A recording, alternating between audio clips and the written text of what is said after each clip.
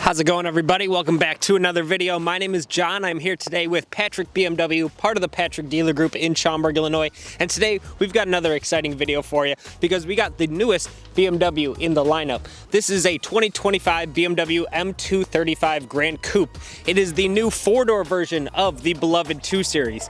Is it just like the Coupe or is it its own thing? Let's talk about it.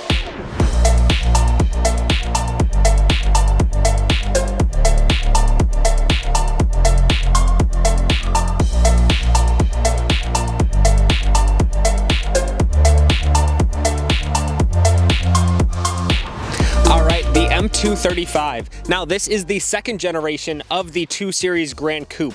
They've completely redesigned it inside and out. Basically every single part of this car is brand new, and we're gonna see if it lives up to that BMW name. Starting off with the wheels, you have these 18-inch diamond cut wheels with these kind of Y-spoke designs. You get the big M Sport brakes. These look much bigger than on the previous generation. This whole body was completely redesigned. You have the new headlights with the kind of almost like shark teeth halos. I'm gonna call them shark teeth because that's what they remind me of. And then you can see the whole front grille and everything much different than we've seen on other BMWs, much more integrated kidney grills, and you have the big adaptive cruise sensor right in the middle, but I think it looks a lot better than the previous version. I don't know if that's just me, but the grille is really three-dimensional and it looks pretty cool. Of course, this being an M Performance model, you get the M Sport appearance package as standard. So you got the big black accents down at the hood down there, almost kind of like an M3 or an M4 kind of hood design, or I should say this is the front bumper, but with that kind of crease in the middle around the BMW roundel. I really like how compact it is. I really like the fact that they did a black roof on it as well. I think almost every single car needs a black roof, especially a sedan. It just looks a lot cleaner, a lot sleeker, especially when you have a big pano sunroof on there too. You do get a kind of milder version of the M Sport mirrors. They don't quite have the kind of extra top part that the rest of them do, but you get a little bit of that accent there. They are in black. They do look good. Of course, Shadowline trim all the way around the car, and a nice little 2 badge on the Hofmeister kink, which is always a nice touch. But let's flip it around so I can show you the back. All right, moving around to the back of the car. First thing that I noticed, you get a cool little trunk spoiler. It's in black, which really sets it off against the Alpine white paint. And I really like the taillights on this car. It reminds me of the X2. I do like the air curtains on the back, although they're non-functional, but it helps the car look a little bit wider, gives it a little bit more presence on the road, a little bit better looking stance. And you'll notice on the badging on the car that the M2 is in kind of uppercase, kind of big letters, and then the 35 is much smaller. It's almost in like a lowercase font. I think what BMW is trying to do there is they're trying to give the name of the car, like the 2 Series, the 3 Series, the 4 Series. They're going to try to make it kind of more pronounced, like this is a BMW 2 Series. And then the engine size, they're kind of minimizing that a little bit.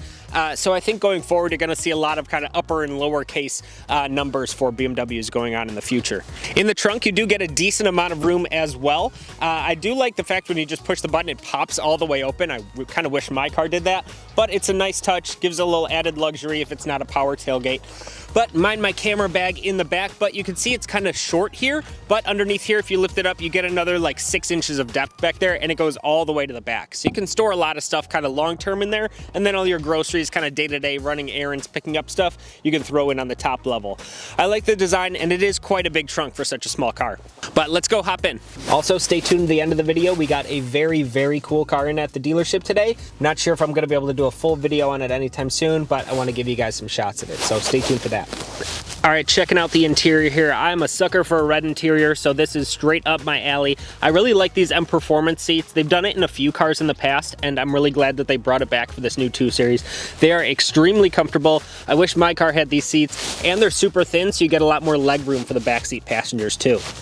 You have the brand new steering wheel, just like in all the new M Performance, M Sport models. So you get the little cutouts in the 3rd spoke there. You got the 12 o'clock stripe up at the top. Hopping in here that you see, you have a very similar dash layout to the new X1.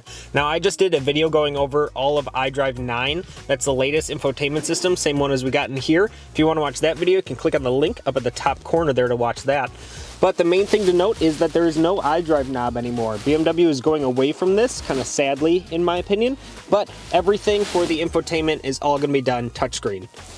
The system does work quite well. It's a little bit smaller of a screen than in other models, but you can kind of see where BMW is going with their next generation of cars. They want it all touchscreen, and they move the screen a lot closer than in a lot of other models as well to make it easier to reach.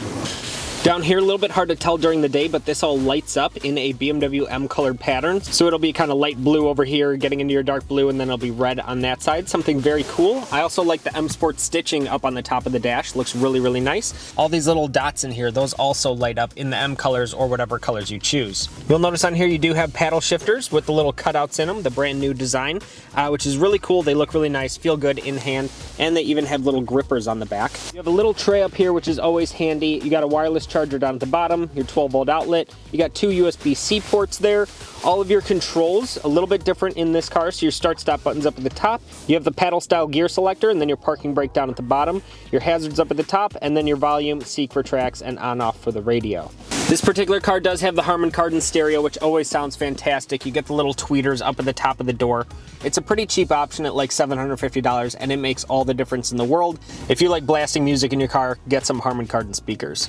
For such a small car, you do have a good size panoramic roof on here. It doesn't go quite all the way to the back, but you got plenty of room back there, and you can see that they sculpted out the top of the headliner just to give people in the back seats more headroom.